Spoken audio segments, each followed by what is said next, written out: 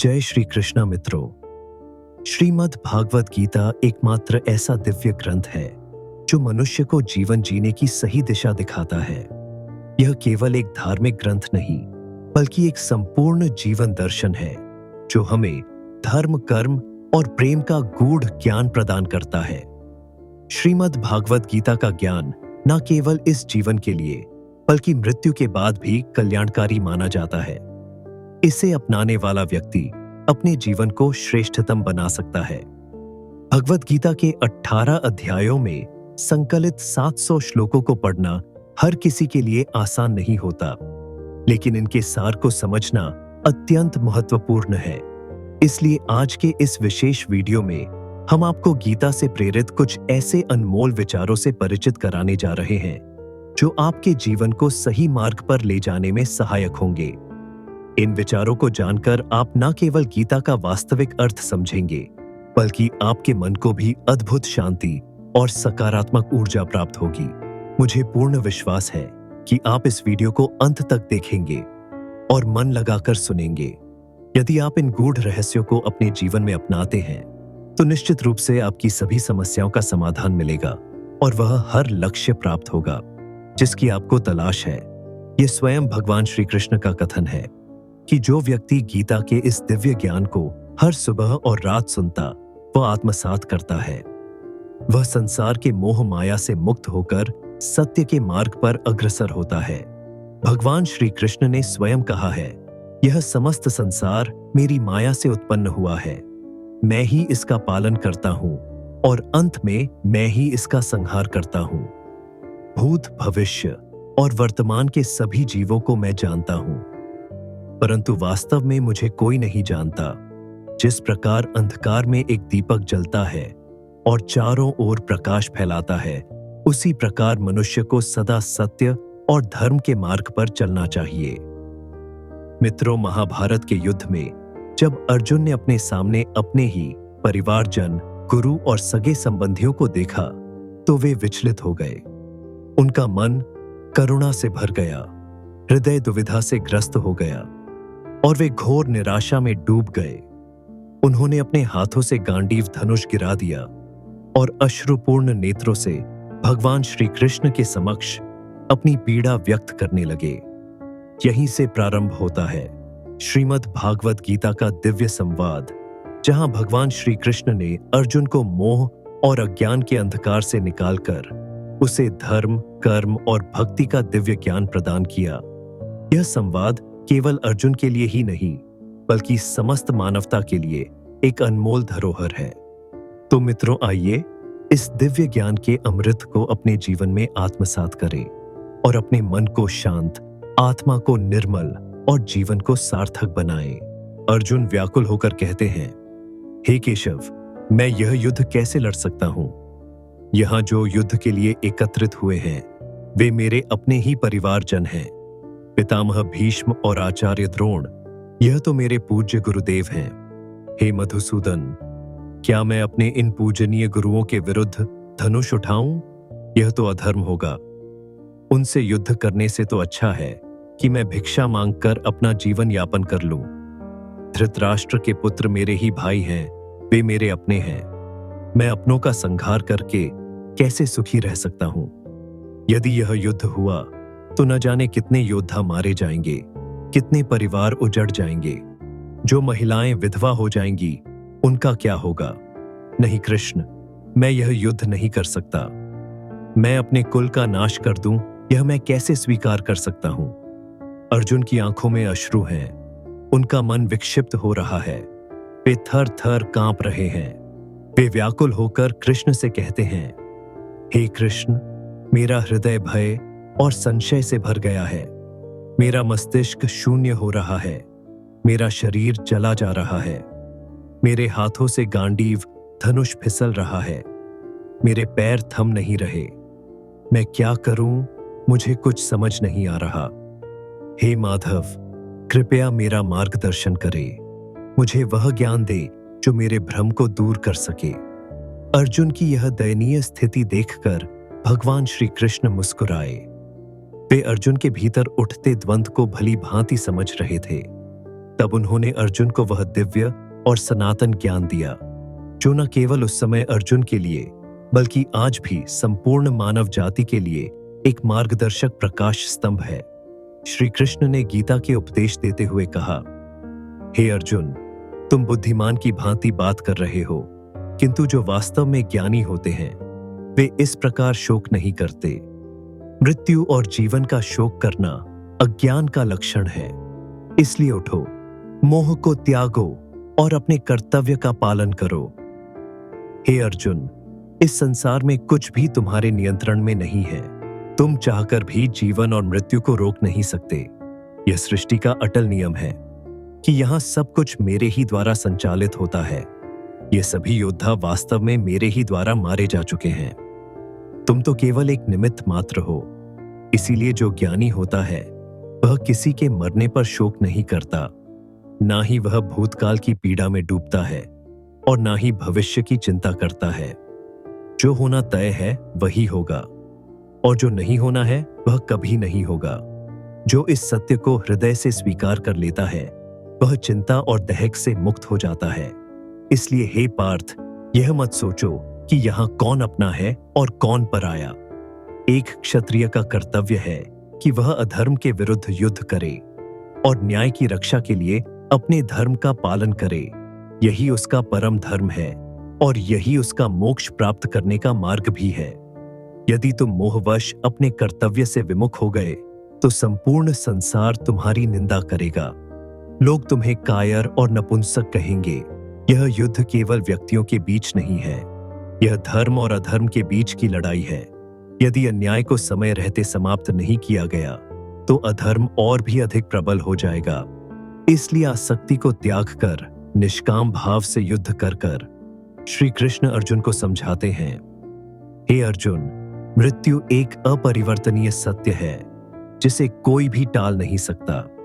जब से यह सृष्टि बनी है तभी से जन्म और मृत्यु का चक्र चलता आ रहा है। जिस प्रकार मनुष्य पुराने वस्त्र त्याग कर नए वस्त्र धारण करता है, उसी प्रकार आत्मा भी पुराने शरीर को त्याग कर नया शरीर धारण करती है। यह प्रकृति का अटल नियम है। इस सत्य को स्वीकार करते हुए मनुष्य को बिना किसी भय के पूरी निष्ठा और समर्पण के साथ अपने कर्तव्यों का पालन करना चाहिए और वर्तमान में जीना चाहिए। बुद्धिमान व्यक्ति ना तो मृतकों के लिए शोक करते हैं और ना ही जीवित लोगों से आसक्त होते हैं। वे जानते हैं कि जो मरा है वह फिर से जन्म लेगा और जो जीवित है उसे एक दिन अवश्य मृत्यु का सामना करना होगा। हे अर्जुन, मैं सभी प्राणियों के हृदय में स्थित हूं। मैं ही सभी प्राणियों का आदि मध्य और अंत हूं। मैं ग्रहों में सूर्य हूं, वेदों में सामवेद हूं, देवताओं में इंद्र हूं, इंद्रियों में मैं इंद्र हूं, ब्रह्मा विष्णु और महेश हूं, पर्वतों में हिमालय हूं, सागर हूं और इस संपूर्ण जगत में जो कुछ भी तुम देख सकते हो वह सब मैं हूं। भगवान श्री कृष्ण मन की शक्ति और उसकी स्थिति के बारे में बताते हुए कहते हैं, इस संसार में सबसे बड़ा धन शक्ति नहीं बल्कि शांतिपूर्ण मन है। वह व्यक्ति सबसे धन्य है जिसने अपने मन को शांति और संतुलन में रखा है। मनुष्य का दुख उसकी आसक्ति का परिणाम होता है। जितना अधिक वह आसक्ति रखेगा उतना ही अधिक उसे दुख भोगना पड़ेगा। श्री कृष्ण कहते हैं, जो हुआ वह अच्छा हुआ, जो हो रहा है वह भी अच्छा हो रहा है और जो होने वाला है वह भी अच्छा होगा। जो खो गया उस पर शोक क्यों करते हो? जो कुछ भी था वह कभी ना कभी नष्ट होगा। जो तुम्हारे पास है वह भी कभी ना कभी दूसरे का होगा, क्योंकि संसार का नियम ही परिवर्तन है।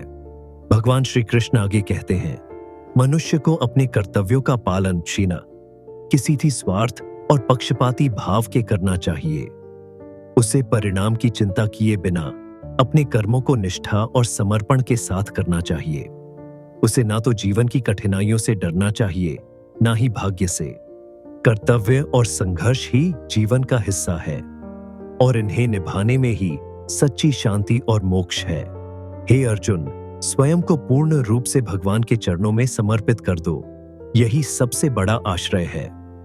भगवान श्री कृष्ण कहते हैं, मनुष्य जन्म से महान नहीं होता, बल्कि अपने कर्मों से महान बनता है। जब उसे अपने कार्य में आनंद मिलने लगता है, तब वह पूर्णता को प्राप्त कर लेता है। हे अर्जुन, आसक्ति से ही इच्छाएं जन्म लेती है और इच्छाएं ही मनुष्य को बांधती हैं। जो व्यक्ति सदैव संदेह में रहता है, उसके लिए ना तो इस लोक में सुख है और न ही परलोक में। वह व्यक्ति जो अपने मन पर नियंत्रण नहीं रखता, स्वयं का ही शत्रु बन जाता है। अशांत मन को नियंत्रित करना कठिन अवश्य है, लेकिन निरंतर अभ्यास से इसे संभव बनाया जा सकता है। श्रीमद् भगवत गीता में श्री कृष्ण कहते हैं, जिस प्रकार पृथ्वी पर दिन रात बदलते रहते हैं, उसी प्रकार जीवन में सुख दुख आते रहते हैं। इसलिए इनसे विचलित नहीं होना चाहिए। हे अर्जुन, समय और भाग्य से बढ़कर कुछ भी नहीं है। दीपक की लौ जलती है, लेकिन उसके नीचे का अंधकार किसी को दिखाई नहीं देता। इसी प्रकार मनुष्य अपनी युवावस्था की चकाचौंध में बुढ़ापे को और दुर्बलता को नहीं देख पाता। जीवन के अंत तक मनुष्य अपने ही विचारों और इच्छाओं के जाल में बंधा रहता है। यह माया उसे तरह तरह से नचाती है, लेकिन उसे अपनी आत्मा में बसे दिव्य प्रकाश को देखने का समय नहीं मिलता। जब अर्जुन भगवान श्री कृष्ण से पूछते हैं, हे केशव, यदि आत्मा अजर और अमर है, यदि शस्त्र उसे काट नहीं सकते, अग्नि उसे जला नहीं सकती, तो फिर सुख दुख अपमान और पीड़ा की अनुभूति क्यों होती है? तब भगवान श्री कृष्ण उत्तर देते हैं, हे पार्थ, मैंने पहले ही कहा था कि सुख दुख आत्मा का नहीं, बल्कि शरीर का अनुभव है। अर्जुन फिर कहते हैं, हे केशव, शरीर को पीड़ा तभी होगी जब उस पर कोई चोट लगेगी या कोई अंग कट जाएगा। जैसे अग्नि में जलने पर केवल शरीर पीड़ा अनुभव करता है, वैसे ही यह सारा दुख केवल भौतिक शरीर का है, आत्मा का नहीं। लेकिन अर्जुन, जो सम्मान खोने की पीड़ा होती है या जो मान सम्मान मिलने पर हर्ष का अनुभव होता है, वह आत्मा को कैसे प्रभावित कर सकता है? श्री कृष्ण मुस्कुराते हुए कहते हैं, हे अर्जुन, यह यश अपयश, मान अपमान, लाभ हानि, जीत और हार की अनुभूतियां आत्मा की नहीं, बल्कि मन की शरारतें हैं। आत्मा तो निष्क्रिय, अजर, अमर और शांत है। यह सारा खेल केवल मन का है, जो शरीर के अदृश्य किंतु सबसे शक्तिशाली हिस्से के रूप में कार्य करता है। श्री कृष्ण आगे कहते हैं, हे पार्थ, आत्मा तो रथ में बैठी हुई स्वामिनी है, जबकि मन उस रथ का सारथी है। यह मन ही है जो इंद्रियों रूपी घोड़ों को इधर उधर दौड़ाता है, कामनाओं के पीछे भागता है और अस्थिर रहता है। यही मन कभी अहंकार में भरकर स्वयं को सर्वशक्तिमान मान लेता है और कभी भय और निराशा से भर जाता है। जब शरीर रूपी दीपक में जीवन ऊर्जा रूपी घी समाप्त होने लगता है और अंधकार छा जाता है, तब यह मन चिल्लाने लगता है, मैं बीमार हूं, मैं दुखी हूं, मैं मर रहा हूं, मुझे बचाओ। यह मन ही रोने का नाटक करता है, यही भयभीत होता है। हे अर्जुन, यह कपटी मन ही है जो माया का जाल बिछाकर मनुष्य को उसकी इच्छाओं में उलझाए रखता है। यह मन ही है जो सुख में हर्षित होता है और दुख में विलाप करता है, सुख में उल्लास का गीत गाता है और दुख में करुणा की धुन छेड़ता है। हे अर्जुन, मनुष्य को चाहिए कि वह अपने मन पर नियंत्रण करे और अपने अंत मन में झांककर आत्मा के प्रकाश को देखे। जब वह आत्मा के भीतर झांके, तभी उसे परमात्मा का दिव्य स्वरूप स्पष्ट रूप से दिखाई देगा। याद रखना, समय मनुष्य के बनाए मार्ग पर नहीं चलता, बल्कि समय ही मनुष्य को मार्ग दिखाता है। हे अर्जुन, जीवन में वही होता है जो भाग्य में लिखा होता है, परंतु जीने का सही मार्ग चुनना मनुष्य के हाथ में होता है। जब कोई परिस्थितियों को बदलने के बजाय स्वयं को बदलने का प्रयास करता है, तभी जीवन सरल बनता है।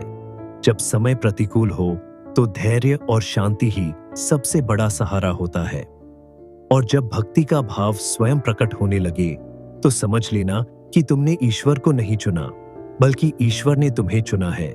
इसलिए संसार कुछ भी कहे, तुम अपने आप को शांत रखो यदि सफलता प्राप्त करनी है तो मन पर विजय प्राप्त करनी होगी।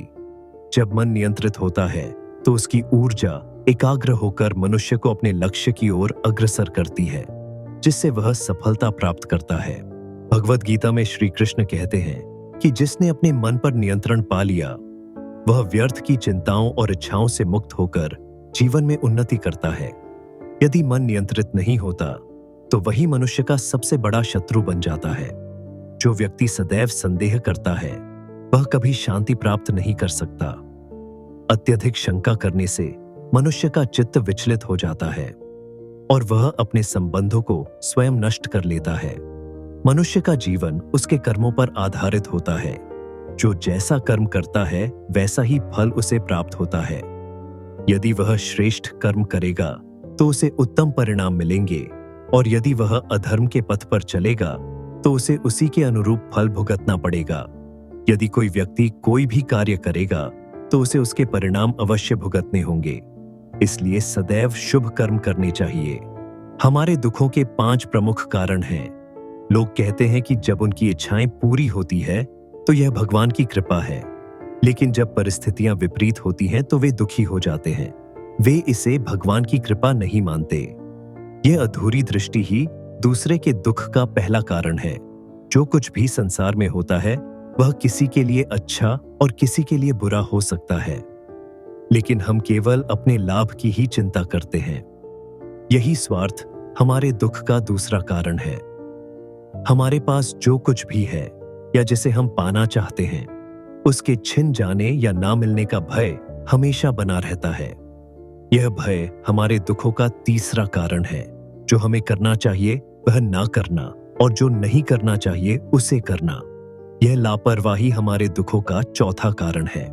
जब कोई अच्छा कार्य हमारे माध्यम से होता है तो हम उसका सारा श्रेय खुद ले लेते हैं। यह अहंकार हमारे दुख का 5वां कारण है। भगवान श्री कृष्ण कहते हैं कि दूसरों के कार्यों, निर्णयों और विचारों में जितनी कम रुचि लोग लेंगे उतना अधिक सुखी रहेंगे। आसक्ति ही मनुष्य के दुखों और विनाश का मूल कारण है। वह जितना अधिक आसक्त होगा उतना ही अधिक पीड़ा सहेगा। पछतावा अतीत को बदल नहीं सकता और चिंता भविष्य को नियंत्रित नहीं कर सकती। इसलिए वर्तमान का आनंद लेना ही जीवन का वास्तविक अर्थ है। श्री कृष्ण कहते हैं कि सच्ची खुशी उसी में है। जो तुम्हारे साथ ईमानदारी से चले उसका साथ दो, और जो तुम्हारे साथ विश्वासघात करे उसे त्याग दो। जहां सम्मान ना मिले वहां जाने से बचना चाहिए, अन्यथा लोग तुम्हें कमजोर और मूर्ख समझेंगे। जिस भूमि पर वर्षा नहीं होती वहां फसल नष्ट हो जाती है, और जिस कुल में संस्कार नहीं होते वहां पीढ़ी बिगड़ जाती है। इस संसार में कोई भी चीज उतनी तेजी से नहीं बदलती जितनी किसी व्यक्ति का इरादा और दृष्टिकोण। वही व्यक्ति सुखी है जो ना तो सुख में अति उत्साहित होता है और ना ही दुख में अत्यधिक व्याकुल होता है। सुख दुख, मान अपमान, जीत हार, लाभ हानि, यह सभी क्षणिक हैं। यदि जीवन में यही परिस्थिति बनी रही तो व्यक्ति के लिए सुखपूर्वक जीना कठिन हो जाएगा। जो लोग हमेशा दूसरों की थाली में अधिक घी देखते हैं वे स्वयं कभी संतोष नहीं पा सकते। व्यक्ति को जो नहीं है वही अधिक आकर्षक लगता है, और जब वह मिल भी जाता है तो नई इच्छाएं जन्म ले लेती है। इस प्रकार उसका संपूर्ण जीवन असंतोष में ही बीत जाता है। संतोष ही जीवन का मूल मंत्र है। यदि व्यक्ति के भीतर संतोष है तो कोई भी विपत्ति उसे तोड़ नहीं सकती। यही बुद्धिमानी से जीने का रहस्य है। यदि कोई व्यक्ति संबंध बनाते समय ठहर जाता है तो समझ लेना चाहिए कि उसके आत्मसम्मान को कहीं गहरी चोट पहुंची है। प्रेम हमेशा क्षमा करना पसंद करता है, जबकि अहंकार हमेशा क्षमा सुनना चाहता है। भगवान श्री कृष्ण कहते हैं कि व्यक्ति की पहचान उसके कर्मों से होती है, केवल नाम से नहीं। संसार में हजारों लोग हैं, लेकिन अच्छे कर्म करने के बावजूद लोग अक्सर किसी की बुरी बातों को ही याद रखते हैं। इसलिए लोगों की बातों की परवाह मत करो। किसी को धोखा देना एक कर्ज है जो किसी ना किसी दिन लौट कर जरूर आता है। एक उत्तम दृष्टि वही है जो अपनी कमियों को देखे और दूसरों के गुणों को पहचाने। समय के अनुसार स्वभाव बदलने वाले व्यक्ति पर कभी भरोसा मत करो। लोग कभी भी अपना वास्तविक स्वरूप दर्पण में नहीं देखते। यदि दर्पण में चेहरा नहीं बल्कि चरित्र दिखाई देता तो संसार की सच्चाई कुछ और होती। अपमान को हमेशा समझदारी से तोलो, क्योंकि यह एक ऐसा कर्ज है जिसे हर कोई ब्याज सहित लौटाने को तैयार रहता है। जीवन में अत्यधिक हंसी के पीछे छिपा दुख और गहरे दुख के पीछे छिपी हंसी को किसी से साझा मत करो। यह दुनिया खुशी पर प्रश्न चिन्ह लगाती है और दुख पर नमक छिड़कती है। कभी भी अपनी तुलना दूसरों से मत करो। उतने श्रेष्ठ बनो जितना तुम स्वयं बन सकते हो।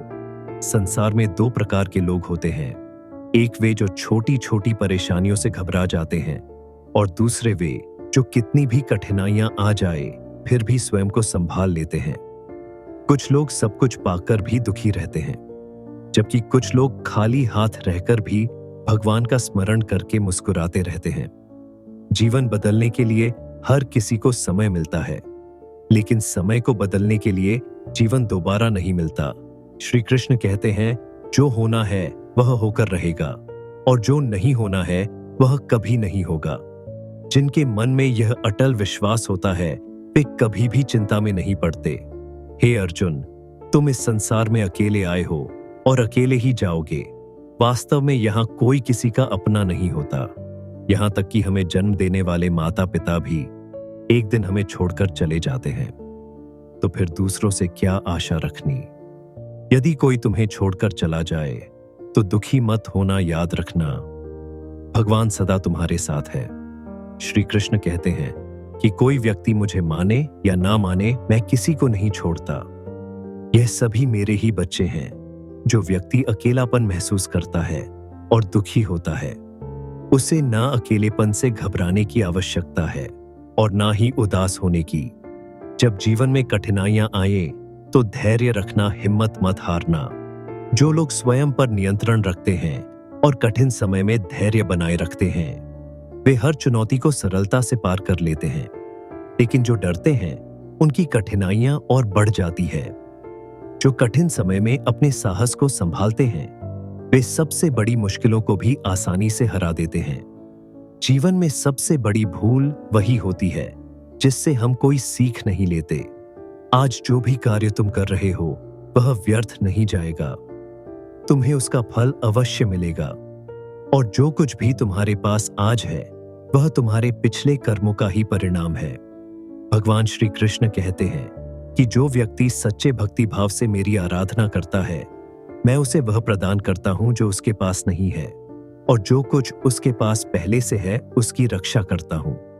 चिंता करने में अपनी ऊर्जा व्यर्थ मत करो, बल्कि उसे समाधान खोजने में लगाओ। बुराई को देखना और सुनना ही बुराई की शुरुआत होती है। इसलिए सदैव अच्छे विचारों और शुभ कर्मों की ओर ध्यान दो। प्रेरणा का सबसे बड़ा स्रोत आपके अपने विचार होते हैं।